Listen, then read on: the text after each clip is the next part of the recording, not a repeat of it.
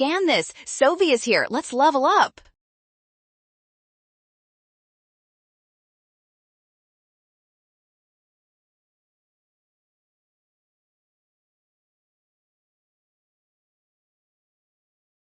First, we must remember that density is defined as mass divided by volume. Since we have equimolar samples, the mass of each gas is directly proportional to its molar mass.